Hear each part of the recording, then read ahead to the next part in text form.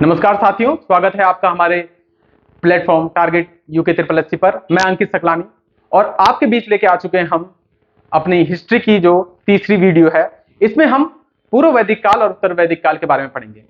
साथियों, हमने अभी तक हिस्ट्री की ये जो प्लेलिस्ट है, जो हमारी क्लासेस चल रही है, उसमें हमने हड़प्पा सभ्यता को बहुत ही अच्छी तरीके से पढ़ा है। इसके बाद हमने जो पढ़ा था दूसरी क्लास में, हमने वैदिक साहित्य पढ़ा था। ठीक है, तो मुझे आशा है कि आप लोग इसका रिवीजन कर रहे होंगे। साथियों, कोई पेपर निकालने के लिए जो सबसे इंपॉर्टेंट चीज होती है, पहले तो आपके पास अच्छे नोट्स होने चाहिए, वो हम आपको प्रोवाइड करा रहे हैं। दूसरी जो चीज होती है वो होती है रिवीजन। आप कितना रिवीजन मारते हैं उतना आप दूसरों से आगे चलते हैं। ठीक है, तो पढ़ने का तरीका आपका क्या होना चाहिए, एक बार मैं आपको पढ़ने का तरीका बता देता हूं। देखिए, नोट्स जितने अच्छे और जितने कम हो पेपर निकालने में उतना ही मदद करते हैं। आपको बहुत सारी किताबों के पीछे नहीं भागना है। आपको क्या करना है, आपके पास स्पेसिफिक नोट्स होने चाहिए। मैं क्या करता था, जब मैं तैयारी करता था तो मेरे पास कुछ एक सेट था नोट्स का, ठीक है, जो मैं आपको प्रोवाइड करा रहा हूं, और उन्हीं को ही मैं रिपीटेडली पढ़ते रहता था। कुछ नया चीज मिल गया तो उसमें ऐड किया, वरना कुछ रिलायबल सोर्स होते हैं उन्हीं पे हमें टिका रहना पड़ता है। वही क्या करते हैं, पेपर निकालने में मदद करते हैं। अगर आप एकदम से इधर उधर भागते रहोगे तो यूट्यूब पे इतना सारा मटेरियल है जो आपके इस छोटे से दिमाग में नहीं समा सकता है। ठीक है, तो आपको क्या करना है, आपको विश्वास रखना है, एक टीचर पे विश्वास रखना है, उसी के नोट्स को फॉलो करना है।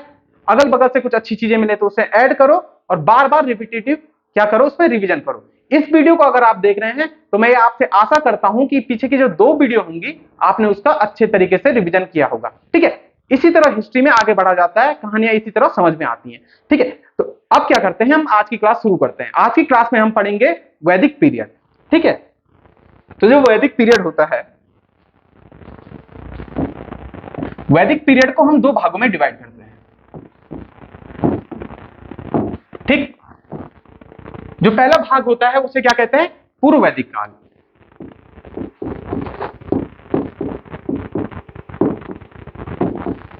पूर्व वैदिक काल को ही हम ऋग्वैदिक काल भी कहते हैं।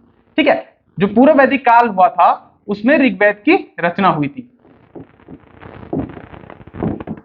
तो जो वैदिक काल का जो टाइम पीरियड आता है वो आता है लगभग आपका 1500 से 600 बीसी तक, बिफोर क्राइस्ट, है ना, ईसा पूर्व तक। ठीक, तो इसमें से एक पार्ट होता है आपका पूर्व वैदिक काल। पूर्व वैदिक काल का जो टाइम पीरियड होता है वो होता है आपका 1500 से 1000 बीसी तक। ठीक, इतना छोटा छोटा आपको आइडिया होना चाहिए टाइम डिवीजन का। ठीक है, तभी पढ़ने में मजा भी आता है। पूर्व वैदिक काल के बाद का जो काल आता है उसे कहते हैं उत्तर वैदिक काल।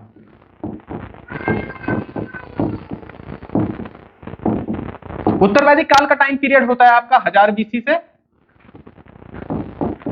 और 600 बीसी तक। ठीक है, इसके बाद क्या होता है, इसके बाद का जो काल होता है उसके बाद हमारा महाजनपद काल शुरू हो जाता है। तो आपको एक छोटा छोटा ये जो ब्रॉड टाइम पीरियड है आपको याद रखना है, इससे आपको आगे पढ़ने में मदद मिलेगी। तो दोस्तों, क्या था, जो वैदिक लोग थे वो कौन थे, सबसे पहली बात आती है। ठीक है, तो जो वैदिक लोग होते हैं वो हमारे भारत के नेटिव लोग नहीं होते हैं। ठीक है, इनके बारे में क्या है, अलग अलग मान्यताएं हैं।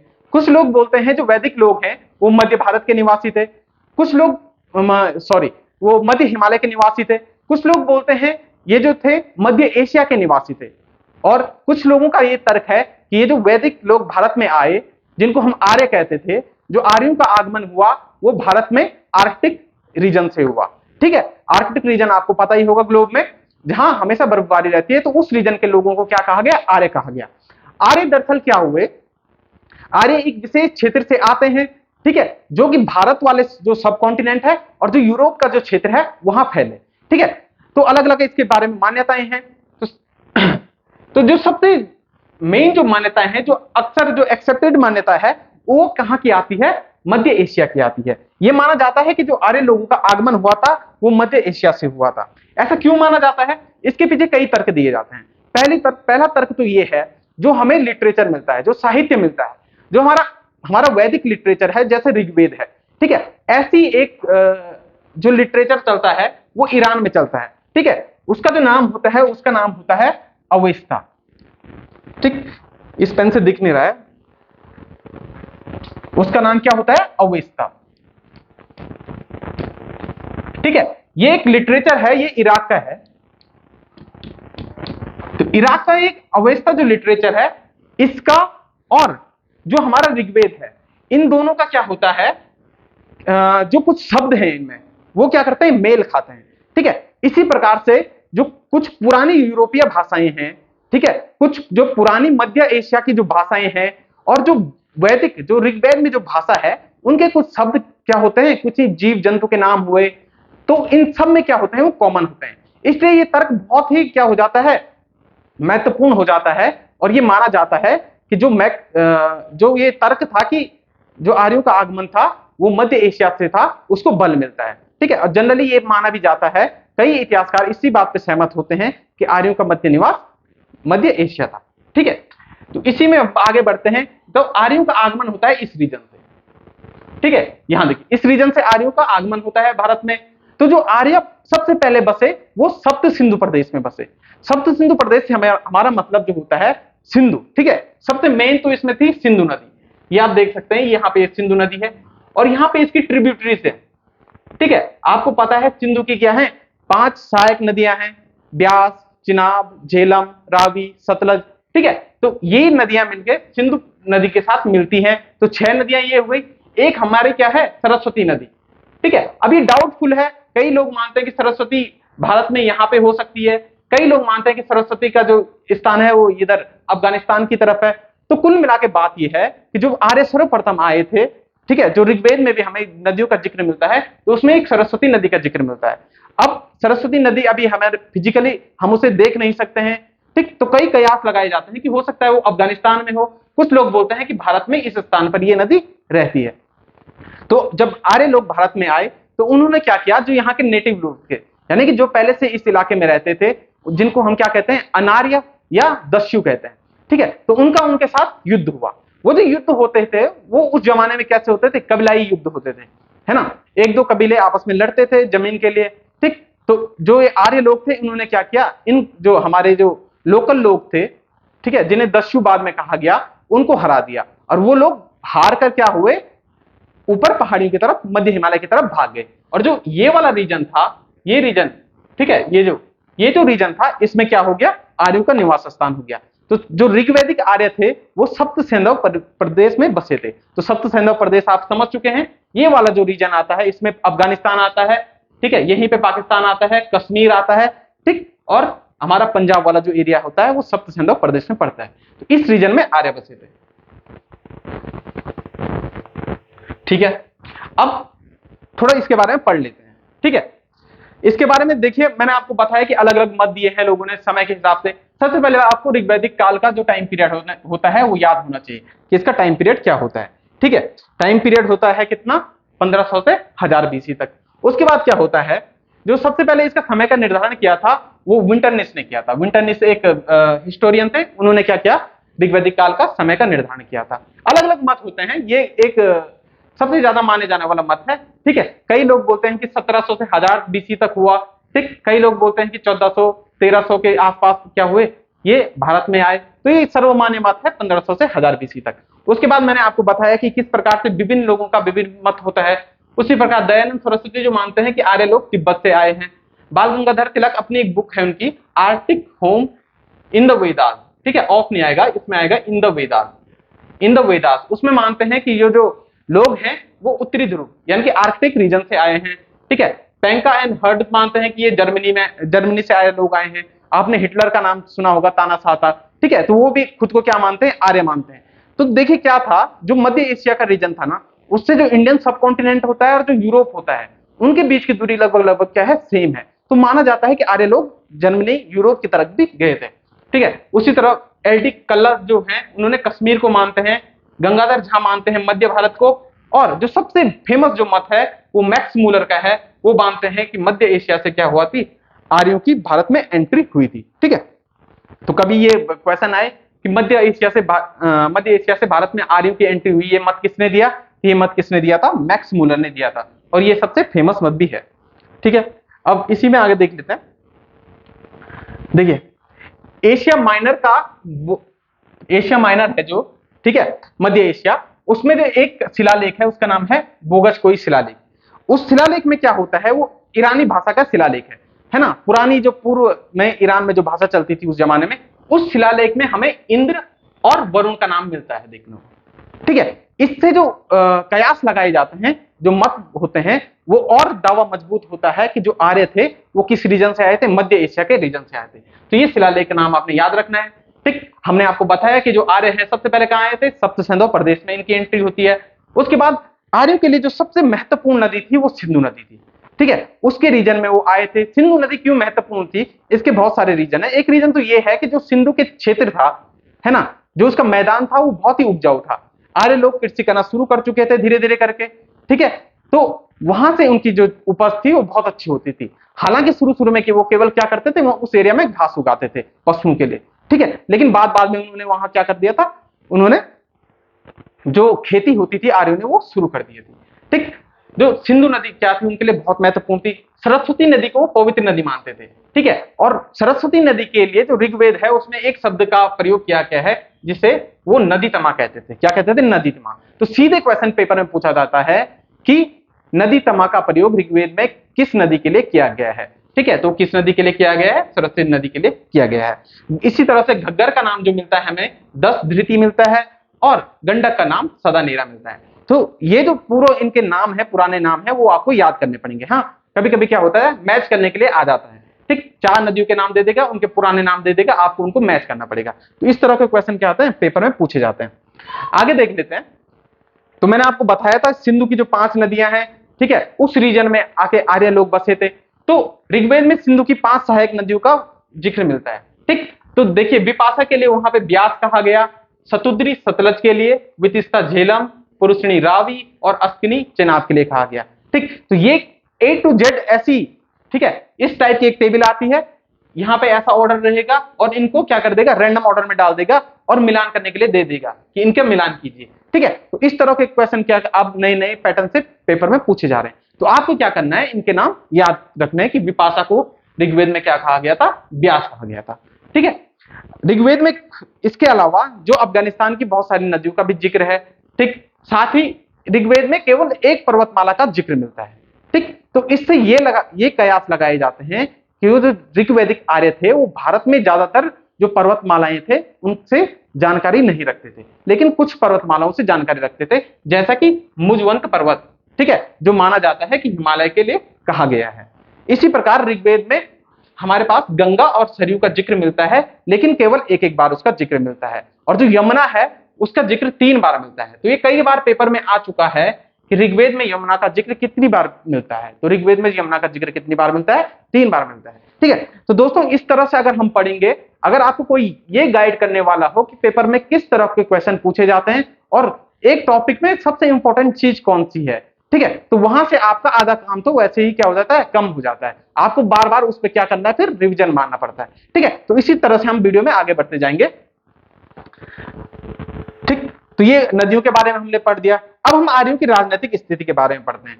ठीक है, जो आर्य थे उनकी राजनीतिक स्थिति किस प्रकार से होती थी। देखिए, आर्य लोग क्या थे, कबीलाई लोग थे। ठीक, एक कबीला होता था।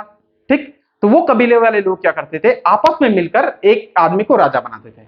ठीक है, अब वो राजा कैसा होता था, वो राजा मतलब उसके पास सारी शक्तियां नहीं होती थी। वो कोई भी डिसीजन लेता था तो उसमें पूरी जनता की भागीदारी होती थी, यानी कि वो सुप्रीम लीडर नहीं था, वो जैसा मर्जी वैसा नहीं कर सकता था।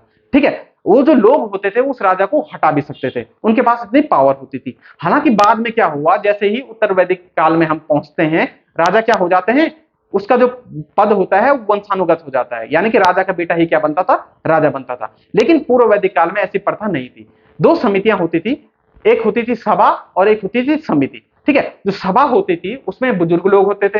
ठीक है, और जो समिति होती थी उसमें आम जनमानस के लोग शामिल होते थे। तो ये दोनों मिलकर क्या करते थे, राजा को क्या करते थे, सलाह देते थे, और इसके बेस पे राजा क्या करता था, डिसीजन लेता था। और राजा का काम होता था कि जनता की रक्षा करना, जनता की रक्षा करना। आम जो लड़ाइयां होती थी उसमें वो क्या करता था, प्रतिनिधित्व करता था एक सैनिक की तरह। ठीक, तो इस प्रकार से क्या था, उनका जो तंत्र था पूर्व वैदिक काल में इस प्रकार से था। तो आप देख सकते हैं राजा का पद वंशानुगत नहीं होता था। राजा को उस समय क्या कहते थे, गोप कहते थे। ठीक है, तो ये आपने याद रखना है कि ऋग्वेद के काल में जो राजा होता था उसे क्या कहते थे, गोप या जनस्य गोप कहते थे। राजा का पद गर्मामणि नहीं होता था, मैंने आपको बता दिया है। लोग क्या करते थे, राजा को पद से हटा भी सकते थे। ठीक है। अधिकतर लड़ाइयां जो होती थी वो गायों और घोड़े के लिए होती थी, ठीक। और इन लड़ाइयों को क्या कहते थे? गवेष्टि कहते थे, गवेष्टि, ठीक है। ये जो लड़ाइयां होती थी गायों के लिए, इन लड़ाइयों को गवेष्टि कहा जाता था, ठीक। तो ऋग्वैदिक काल में क्या होता था, ज्यादा साम्राज्य पे ज्यादा फोकस नहीं था, केवल गोधन पे ज्यादा फोकस किया जाता था कि किसके पास ज्यादा गोधन है, ठीक है, उसकी प्रतिष्ठा समाज में उतनी ज्यादा होती थी, ठीक। राजा की सहायता के लिए बहुत सारी संस्थाएं होती थी, उसमें एक संस्था होती थी विद, ठीक है, इसका जिक्र मिलता है। तो ये विद में क्या होता था कि इसमें जो लोग रहते थे वो जो लूट का धन होता था उसका आपस में क्या करते थे? वितरण करता था। इसी प्रकार सभा होती थी, मैंने आपको बताया है, ये वरिष्ठ और कुलीन जनों की सभा होती थी, ठीक है। ऋग्वेद में इसका 8 बार उल्लेख मिलता है। उसी प्रकार समिति होती थी, ठीक है। समिति में क्या होते थे? आम नागरिक होते थे, ठीक। ऋग्वेद में कितनी बार? 9 बार समिति का जिक्र किया गया है। अगर आप ऋग्वेद को पढ़ेंगे तो उसके जो श्लोक हैं, ठीक है, उसमें क्या आता है? 9 बार किसका जिक्र आता है? समिति का जिक्र आता है। इस पर, ठीक, कुछ शब्द आते हैं ये पेपर में एट इज इट पूछे जाते हैं, ठीक है। जैसे कि एक शब्द कौन सा है? स्पष्ट, ठीक। तो पेपर में आ जाएगा कि ऋग्वैदिक काल में स्पष्ट किसे कहते थे, ठीक है। तो स्पष्ट का अर्थ क्या होता है? गुप्तचर, ठीक। तो ऋग्वैदिक काल में जो गुप्तचर होते थे उन्हें स्पष्ट कहते थे, ठीक। वो जनता के बीच में छोड़े जाते थे ताकि वो क्या करे? राजा को जो होने वाले आगे की घटनाएं हैं उनकी जानकारी दे पाए। उसी प्रकार से राजा की सहायता के लिए एक छोटा सा मंत्रिमंडल होता था, ठीक। उसका नाम होता था रत्निन, या रत्नी भी इसे कहते थे। वो राजा को क्या करते थे? सलाह देते थे। जो रत्निन होते थे उसमें कौन कौन से लोग होते थे? उसमें पुरोहित होते थे, ठीक है, आमजन होते थे, ठीक, इस प्रकार से, और स्पष्ट होते थे। इस प्रकार से उसके मंत्री होते थे अलग अलग। उन्हीं मंत्रियों में से एक होता था बाजपति। बाजपति क्या होता था? एक गोचर भूमि का प्रमुख होता था, ठीक है। जो भूमि होती थी, ठीक, सिंचित भूमि, उसका प्रमुख कौन होता था? बाजपति होता था। उसी प्रकार से जो लोग राजा को क्या देते थे? अपनी तरफ से भेंट देते थे, जो कर देते थे, उसके लिए जो प्रयुक्त शब्द है उसका नाम होता है बलि, ठीक है। तो पेपर में अगर कहीं पे आएगा कि बलि से क्या तात्पर्य है, तो बलि से तात्पर्य है राजा को दिए जाने वाला क्या? जो कर होता था, जो स्वैच्छिक कर होता था, उसे क्या कहते थे? बलि कहते थे, ठीक है। बलि के आज के जमाने में डिफरेंट मीनिंग है, लेकिन उस जमाने में बलि का मीनिंग क्या होता था? दिए जाने वाला कर होता था। उसी प्रकार से अब जो राज्य था वो कई छोटी छोटी इकाइयों में बटा हुआ था, ठीक है। जो सबसे छोटी इकाई थी वो थी कुल। कुल का मतलब है परिवार, ठीक है, जहां पे आप जन्म लेते हैं, ठीक। तो जो कुल का मुखिया होता था उसे कहते थे कुलुप, ठीक। पेपर में एक क्वेश्चन आते हैं छोटे छोटे कि कुल के मुखिया को क्या कहते थे? क्या कहते थे? कुलुप कहते थे। उसके बाद जो अगले ऑर्डर में आता था बड़ा, वो होता था ग्राम। ग्राम का मुखिया ग्रामीणी होता था, ठीक। उसके बाद विष का विषपति, और सबसे बड़ा होता था जन। जन का क्या होता था? गोप, जिन्हें हम क्या कहते हैं? राजा कहते हैं, ठीक है। बाद के जो पीरियड होता है, इसके बाद जन के बाद आता है राष्ट्र, ठीक। तो जब आपके पास पेपर में आएगा कि इनको एक बढ़ते हुए आरोही क्रम में लगाओ, तो आप कैसे लगाएंगे? सबसे पहले आएगा आपका कुल, फिर आता है ग्राम, फिर आता है विष, फिर आता है जन, ठीक है। इस प्रकार से राजनीतिक इकाइयां ऑर्डर में आपको लगाने के लिए भी पेपर में आ सकती है, ठीक है। इसके बाद देखते हैं जो ऋग्वैदिक काल में आर्यों की आर्थिक स्थिति कैसी थी, ठीक है।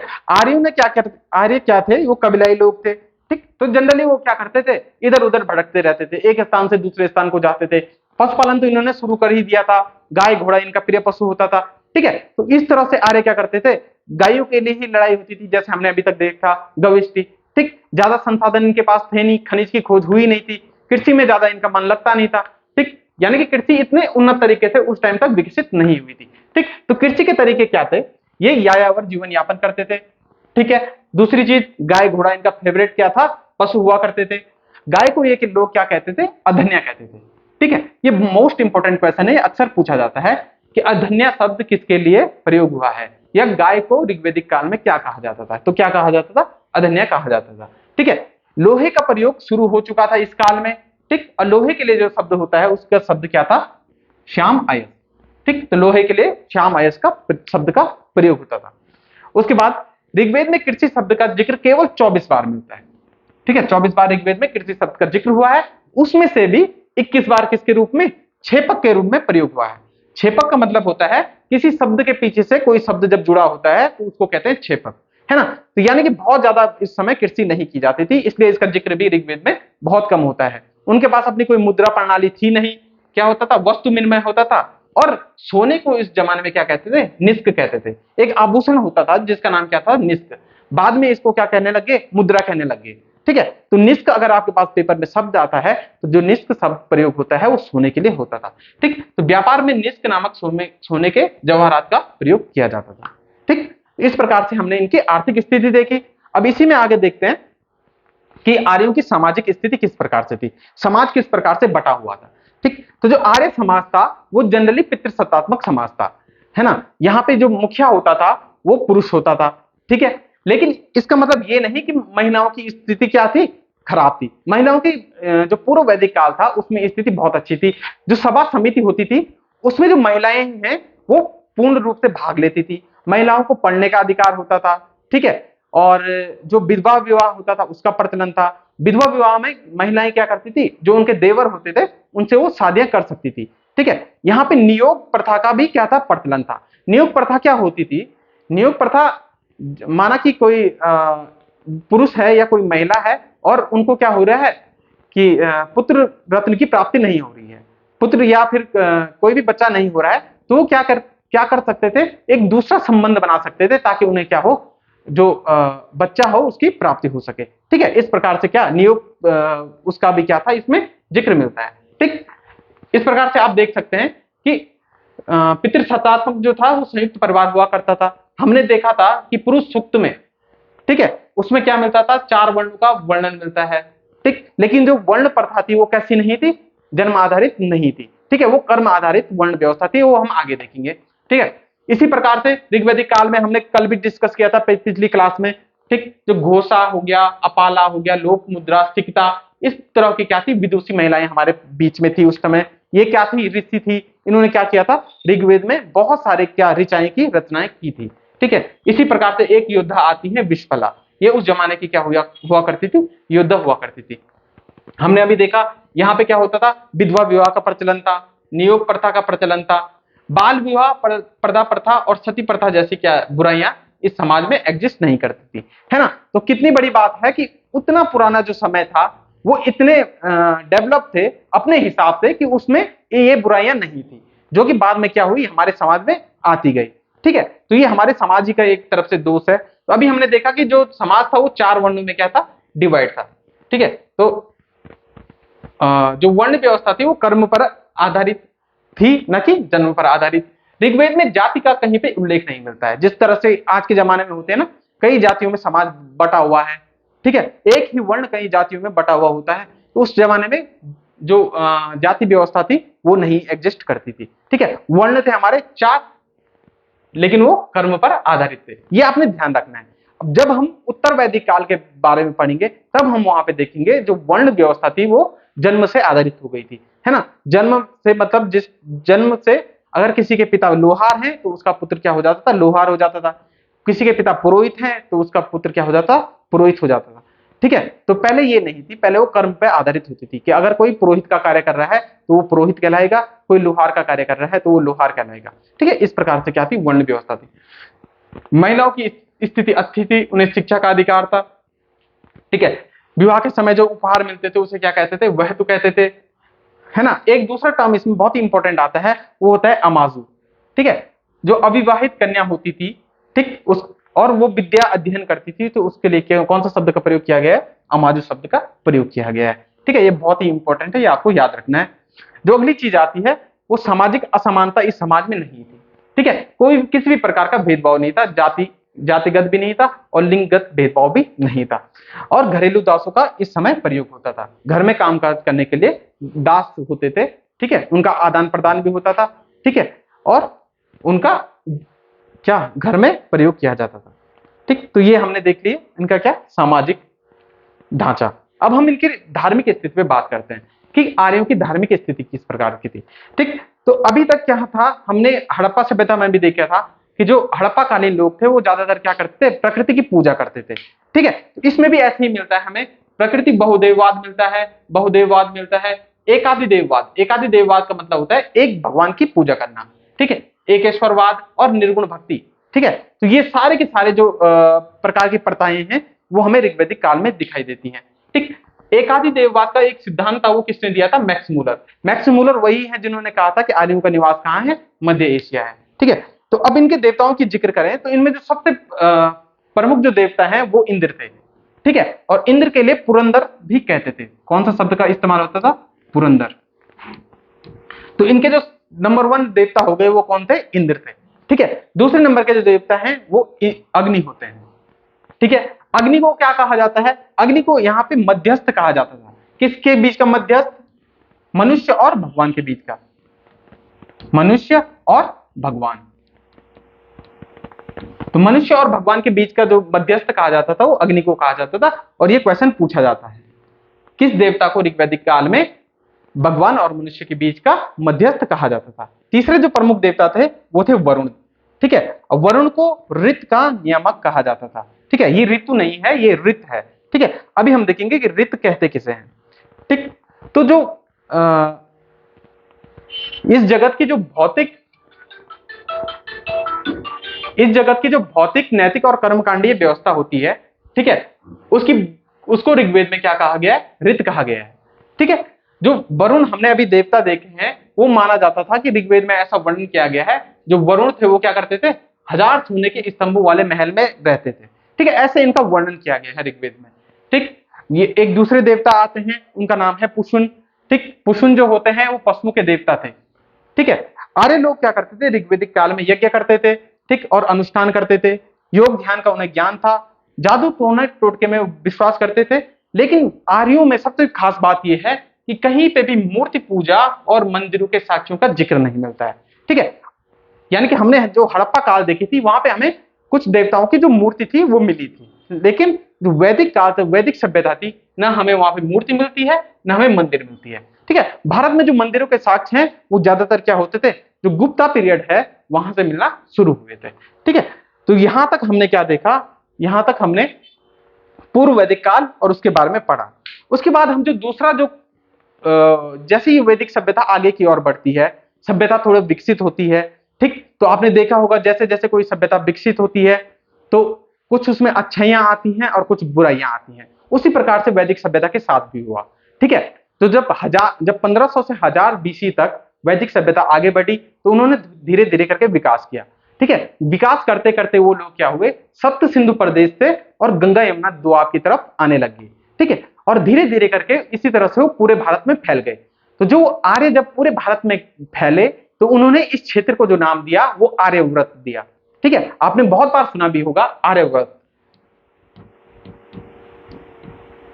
आर्यव्रत, ठीक है, तो आर्यव्रत किसको ही कहते हैं? जिस क्षेत्र तक आर्य फैले थे उसे आर्यव्रत कहते हैं। ठीक, तो इस प्रकार से जो उत्तर वैदिक काल था उसमें जो पूरे मध्य भारत तक, ठीक है, लगभग पूरे भारत तक जो आर्यों का जो फैलाव था उसे उन्होंने आर्यव्रत नाम दिया। उत्तर वैदिक काल का टाइम पीरियड हमने आपको बता रखा है कितना है? 1000 से 600 BC तक। ठीक, तो आर्य अब गंगा यमुना के दोआब क्षेत्र में फैल गए थे। फैलने का कारण क्या था? क्योंकि यहाँ पे क्या थी? कृषि की उन्नत भूमि थी। ठीक है, आर्यों को उसके बाद क्या जो जिक्र मिलता है बाद के वेदों में, अथर्ववेद, यजुर्वेद, इनमें बाद के जो उत्तरकालीन जो संस्कृति थी उसका जिक्र मिलता है। तो उसमें जो हमें पाया गया कि आर्यों को क्या था? मधुवंत के अलावा 2 और पर्वतों के नाम पता थे। ठीक है, उनका नाम क्या था? जो 3 जो अन्य पर्वत थे उनका नाम दिया गया है त्रिककुंड, मैनाक और क्रौंच, है ना। इन 3 पर्वतों का जिक्र भी क्या मिलता है हमें? उत्तर वैदिक काल में मिलता है। तो आर्यों का गंगा यमुना दोआब में कृषि करना प्रारंभ कर दिया था। ठीक है, उत्तर वैदिक काल में सिंधु, उसकी सहायक नदियों, सरस्वती और अफगानिस्तान की नदियों का भी जिक्र मिलता है। जिस तरह से हमने पहले वैदिक काल में देखा था उसी प्रकार से उत्तर वैदिक काल में भी अब इन जो नदियां हैं उनका जिक्र और ज्यादा उन पुस्तकों में, है ना, उन साहित्यों में होने लगा था। ठीक है, तो साहित्य की ही मदद से हम क्या कर रहे हैं? अभी जो वैदिक पीरियड है, उत्तर वैदिक पीरियड है, उसका विश्लेषण कर रहे हैं कि किस तरह का उस समय समाज रहा होगा। ठीक है, तो साहित्य क्या करता है? हमेशा किसी समाज को क्या करता है? प्रदर्शित करता है। ठीक है, साहित्य समाज का आईना होता है। इसी प्रकार से क्या होता है? कभी कभी क्या होता है? तो मेंस में इस तरह के निबंध आ जाते हैं कि साहित्य समाज का दर्पण होता है। ठीक है, तो यहां से हम देख सकते हैं कि साहित्य को पढ़कर हम एक समाज के बारे में क्या क्या राय रख सकते हैं। अब इनका राजनीतिक स्थिति देख लेते हैं। हमने अभी तक पूर्व वैदिक काल में क्या देखा था कि जो आर्य थे, जो राजा था, उसका पद क्या नहीं होता था? वंशानुगत नहीं होता था। ठीक है, लेकिन उत्तर वैदिक काल में देखेंगे जो राजा था वो एकदम निरंकुश हो गया था। ठीक है, उसको सत्ता पे क्या अपनी सत्ता अपने वश में कर ली थी। अब उसने क्या किया था, जो उसका पुत्र होगा वही क्या बनता था, राजा होता था। तो इस प्रकार की प्रथा आने लग गई कि जो बड़ा पुत्र होगा वो क्या बनता था, राजा का बेटा जो होता था वही दूसरा राजा बनता था। राजा फिर क्या करने लग गए थे, उपाधियां धारण करने लग गए थे। ठीक है, अभी तक वो राजा उपाधि धारण नहीं करते थे। अब राजा सम्राट, विराट, स्वराट, एकराट और भोज जैसी उपाधियां धारण करते थे। अब ये जो उपाधियां भी होती थी ना दोस्तों, ये एक रीजन के हिसाब से होती थी। ठीक है, जैसे कि कोई मध्य का राजा हो, मध्य भारत का राजा हो, तो वो अपने को राजा घोषित करता था। ठीक, कोई उत्तर भारत का राजा हो तो वो विराट उपाधि धारण करता था। उसी प्रकार से कोई दक्षिण भारत का राजा हो तो वो भोज की उपाधि धारण करता था। कोई जो भारत के पूर्वी क्षेत्र के जो राजा थे वो सम्राट की उपाधि धारण करते थे। ठीक है, सम्राट अशोक आपने नाम सुना होगा। ठीक है, उसी प्रकार से जो पश्चिम भारत के जो राजा थे वो स्वराट की उपाधि धारण करते थे। तो इस प्रकार से विभिन्न विभिन्न प्रदेशों के जो राजा थे वो क्या करने लगे थे, उपाधियां भी इस काल में धारण करने लगे थे। ठीक, राजा डिफरेंट टाइप के क्या होते थे, यज्ञों का यज्ञ करवाते थे। ठीक, तो उनमें से जो फेमस फेमस यज्ञ है, एक होता है राजसूय यज्ञ। ये यज्ञ क्या होता था, राज्याभिषेक के समय होता था। ठीक है, तो कभी कभी क्या होता है, मिलान करने में आ जाता है कुछ यज्ञों के नाम और उनकी अवधि दी जाती है कि ये कब किए जाते थे। तो जो राजसूय यज्ञ होता था वो राज्याभिषेक के समय होता था। ठीक है, पहले एक बार होता था, कालांतर में क्या होने लग गया था, प्रतिवर्ष ये मनाने लग गए थे। ठीक है, इसमें क्या होता था, जो सम्राट होता था वो हल चलाता था। ठीक है, क्योंकि उस समय क्या होता था, हल आम लोग चलाते थे, तो राजा क्या करता था, इसमें भाग लेकर हल चलाता था और अपने रत्नीनों के साथ। ठीक है, जो हमने रत्नीन पढ़ा था ना, राज्य के क्या जो राजा थे उसके सहायक होते थे रत्नीन। तो रत्नीनों के साथ क्या करता था, घर पे जाता था और उनके घर पे क्या करता था, भोज करता था। ठीक है, इसी तरह से दूसरा यज्ञ होता था वो अश्वमेध यज्ञ होता है। ठीक, किसी ने भी रामायण देखी होगी तो उसमें भी क्या बार बार किसका जिक्र मिलता है, अश्वमेध यज्ञ का जिक्र मिलता है। ठीक है, तो ये रामायण की जो घटनाएं हैं, महाभारत की घटनाएं हैं, माना जाता है कि वो इसी काल की घटनाएं हैं। ठीक है, तो जो अश्वमेध यज्ञ होता था ये साम्राज्यवादी यज्ञ यज्ञ होता था। इसमें एक घोड़ा छोड़ा जाता था और वो पूरे जो साम्राज्य जहां जहां तक वो घोड़ा जाता था, ठीक है, अगर कोई उसे रोकता नहीं था तो ये माना जाता था कि उस क्षेत्र के राजा ने क्या कर दिया है, हथियार डाल दिए हैं, है ना। यानी कि उस क्षेत्र के राजा ने दूसरे क्षेत्र के राजा को क्या कर दिया था, उसकी शक्ति को स्वीकार कर दिया था। ठीक है, उसके सामने समर्पण कर दिया था। तो इस प्रकार से एक साम्राज्यवादी यज्ञ था। इसकी समयावधि थी 3 दिन। ठीक, इसके अलावा जो तीसरा एक और जो फेमस यज्ञ है उसे वाजपेयी यज्ञ कहते हैं। वाजपेयी यज्ञ क्या था, एक खेलकूद प्रकार का यज्ञ होता था। इसमें राजा क्या करता था, रथ दौड़ में प्रतिभाग करता था। ठीक, और सबसे बेस्ट बात यह थी कि राजा क्या होता था, वो हमेशा जीतता था। ठीक है, तो राजा को कभी आप हरा नहीं सकते थे। ठीक, इसी प्रकार से राजा को दिए जाने वाला कर हम पहले भी पढ़ चुके हैं, उसे क्या कहते थे, बलि कहते थे। ठीक, सम्राट क्या हो चुके थे, निरंकुश हो चुके थे।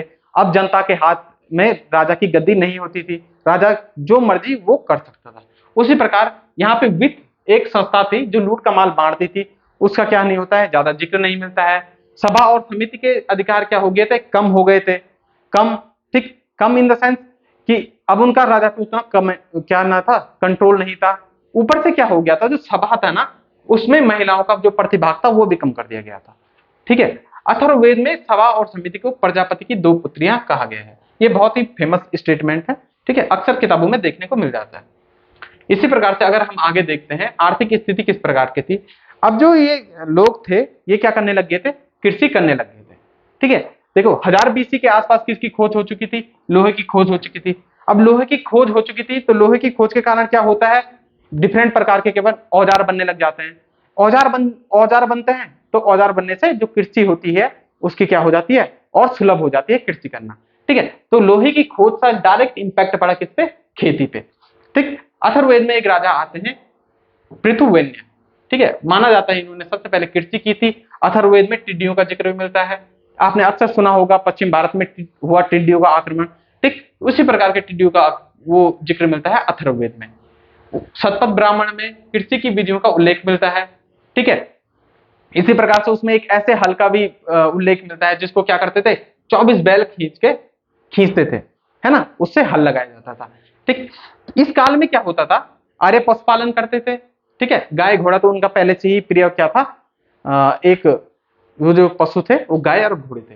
ठीक है, अब इस काल में क्या हुआ, जो कृषि होती थी तो उससे जो हमारा ये क्षेत्र था नदियों का, गंगा यमुना दोआब, है ना, ये इतना उपजाऊ था कि इससे अधिशेष उत्पादन होता था। अधिशेष उत्पादन मतलब कुछ अपने लिए रखा, बाकी जो बच गया उसे क्या कहते थे, अधिशेष कहते थे। ठीक है, तो जब अधिशेष बचता था तो उन्हें बेचने के लिए लोग कहां जाते थे, बाजारों में जाते थे। ठीक है, अब बाजार बसने लगे, तो बाजार बसने के बाद क्या होती है, दूसरी नगरीय क्रांति का प्रारंभ होता है। ठीक है, दूसरी नगरीय क्रांति का प्रारंभ होता है। दूसरी नगरीय क्रांति किसे कहते हैं, एक नगरीय क्रांति तो हमने हड़प्पा देखा था, तो दूसरी नगरीय जो क्रांति होती है उसे कहते हैं महाजनपद काल। ठीक है, तो जब छोटे छोटे बाजार बसने शुरू हो गए, तो जब बसने शुरू हुए तो उन्हें क्या कहा जाता है, वहां से नगरीय क्रांति की शुरुआत मानी जाती है। ठीक है, मुद्रा प्रणाली का इस समय भी अभाव हुआ था और निष्क और गाय द्वारा क्या होता था, व्यापार होता था। निष्क हम पढ़ चुके हैं, निष्क किसको कहते थे, सोने को कहते थे, और गाय द्वारा क्या होता था, आदान प्रदान द्वारा आपस में व्यापार ये लोग किया करते थे।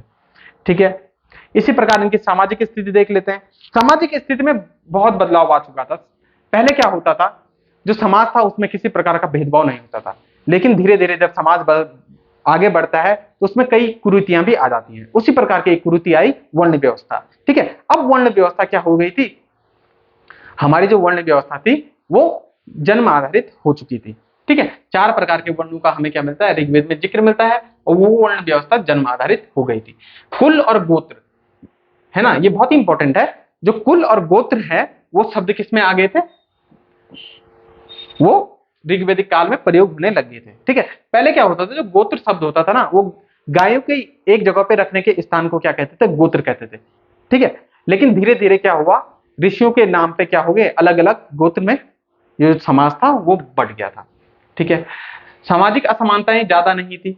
ठीक, महिलाओं को शिक्षा का अधिकार उत्तर वैदिक काल में भी था। नियोग प्रथा का यहाँ पे प्रचलन होता था। बहुविवाह यानी कि बहुपत्नी विवाह का क्या था, यहाँ पे जिक्र मिलता है। ठीक है, गार्गी और यज्ञवल्क्य का जो संवाद है वो हमें बृहदारण्य उपनिषद में मिलता है।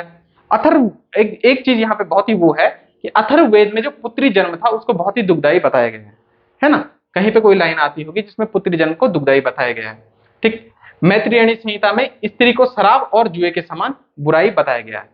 ठीक है, तो कभी कभी समाज में कुछ बुराइयां आ जाती हैं, उसको साहित्य भी प्रदर्शित करता है, जैसे हम आगे बात कर रहे थे। उसी प्रकार से इस साहित्य से यह भी पता चलता है कि स्त्रियों की स्थिति अब धीरे धीरे क्या होने लग गई थी, डिग्रेड होने लग गई थी, है ना, उनकी स्थिति थोड़ा कमजोर होने लग गई थी, इसलिए उन्हें इस प्रकार के शब्दों का क्या मिलता है, यहाँ पे उल्लेख मिलता है। ठीक है, यानी कि समाज में थोड़ा थोड़ा बुराइयां भी पैदा शुरू होने लग गई थी। ठीक, यहाँ पे दासों का प्रयोग भी होता था। दासों का प्रयोग हमने पूर्व वैदिक काल में भी देखा है और इस काल में भी देखा है। इसके बाद जो चीज आती है वो आती है इनकी धार्मिक स्थिति किस प्रकार की थी। ठीक, तो धार्मिक स्थिति सेम ही थी। प्राकृतिक बहुदेववाद, एकेश्वरवाद चलता था, लेकिन यहाँ पे एक प्रमुख देवता का जिक्र होता है जिन्हें हम क्या कहते हैं, प्रजापति कहते हैं। ठीक है, पूर्व वैदिक काल में हमने देखा था जो इंद्र थे वो प्रमुख देवता थे। ठीक, यहाँ पे जो इंद्र हो गए हैं वो रिप्लेस हो गए हैं किससे, प्रजापति से। तो कभी आ जाए आपके पास कि उत्तर वैदिक काल के प्रमुख देवता कौन थे, तो इंद्र और प्रजापति में क्या नहीं होना है, कंफ्यूज नहीं होना है। ठीक है, कौन है मेन देवता, कौन है, प्रजापति है। ठीक है, इसी प्रकार से आर्य क्या करते थे, यज्ञ और अनुष्ठान करते थे, लेकिन वो क्या हो गए थे, बहुत ही जटिल हो गए थे, बहुत ही कॉम्प्लिकेटेड हो गए थे, है ना। पहले जो होते थे वो अच्छे वे में होते थे, अब कई प्रकार के जो जादू टोना होता है वो धीरे धीरे करके बढ़ने भी लग गया था समाज में, और बहुत सारी कुरीतियां समाज में पैदा हो चुकी थी। ठीक है, अब डिफरेंस देखिए आप, 4 वर्ण होते थे, उस वर्ण में जो सबसे छोटा वर्ण था वो कौन सा था, शूद्र वर्ण। ठीक है, कौन कौन से होते थे, ब्राह्मण, राजपूत, वैश्य और शूद्र। ठीक है, तो ये होता था सबसे निचला तबका। ठीक है, तो इस तबके के लोग क्या होते थे, इनको यज्ञ करने का अधिकार नहीं होता था, ना ही इन्हें क्या होता था, उपनयन संस्कार का अधिकार था। धीरे धीरे आगे जाके क्या हुआ कि जो शूद्र लोग थे उन्हें किसका अधिकार भी नहीं दिया गया, वेद पढ़ने का अधिकार भी नहीं दिया गया। ठीक है, तो जब इस प्रकार से जो असमानताएं बढ़ती गई, तभी क्या हुआ था, जो धार्मिक क्रांति थी देश में वो आई थी। धार्मिक क्रांति किसे कहते हैं, धार्मिक क्रांति यानी कि जब बौद्ध और जैन धर्म की शुरुआत होती है उसे क्या कहते हैं, धार्मिक क्रांति कहते हैं। उन्हें हम आगे के चैप्टर में पढ़ेंगे। तो एक कारण ये भी था बौद्ध और जैन धर्म का शुरू होने का कि जो छोटे तबके के लोग थे उनका क्या होने लग गया, शोषण होने लग गया, ना उन्हें शिक्षा का अधिकार दिया, ना यज्ञ करने का अधिकार दिया। तो जनरली, है ना, तो सिंपल सी बात है, लोग क्या करेंगे, दूसरे धर्म की ओर बढ़ेंगे। ठीक है, ब्राह्मणों को यहाँ पे अदाई कहा जाता था। ठीक, तो अब क्या हो, जो ब्राह्मण और राजपूत थे, ये दो वर्ग ऐसे थे जिन्होंने इस टाइम पे बहुत मजे किए। ठीक है, इनको जो प्रताड़ित करने का जो काम करते थे वो ब्राह्मण और राजपूत इस समय में करते थे। ब्राह्मण, क्षत्रिय और जो वैश्य होते थे वो द्विज कहलाते थे। ठीक है, जो राजपूत शब्द को यहाँ पे क्या कह सकते हैं, क्षत्रिय भी कह सकते हैं। ठीक है, ब्राह्मण, क्षत्रिय और वैश्य। ठीक, अब देखिए ब्रह्मा, विष्णु, महेश, इन्हें क्या हो गए थे, प्रमुख देवता हो गए थे। ब्रह्मा को सृष्टिकर्ता, विष्णु को पालनहार और शिव को क्या कहा जाता था, संहारक कहा जाता था। तो इस प्रकार से हमने देखा कि उत्तर वैदिक काल, पूर्व वैदिक काल और उत्तर वैदिक काल का हमने एक तुलनात्मक अध्ययन अभी तक किया है। किस प्रकार से वहां पे सामाजिक व्यवस्थाएं थी, किस प्रकार से आर्थिक व्यवस्थाएं थी, किस प्रकार से धार्मिक व्यवस्थाएं थी।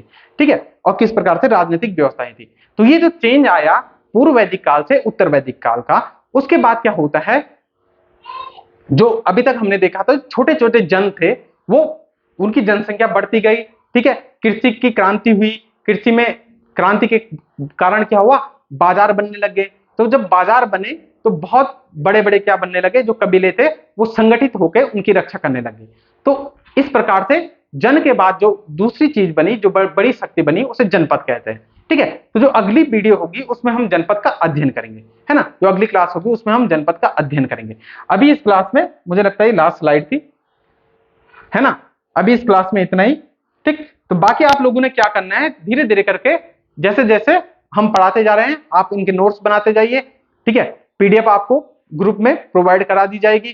साथ ही उनका क्या करिए, डेली रिवीजन कीजिए, एक बार पढ़ने के बाद। ठीक है, एक बार सोते टाइम रात को। ठीक है, और जब आप दूसरी क्लास को अटेंड करते हैं उससे पहले भी आपको जरूर एक बार क्या करना चाहिए, उस पिछली क्लास का रिवीजन करके आना चाहिए। ठीक, तो इतना ही इनफ होगा आपका किसी भी पेपर को क्रैक करने के लिए। ठीक है, बाकी आप लोग पढ़ते रहिए। जय हिंद, जय भारत।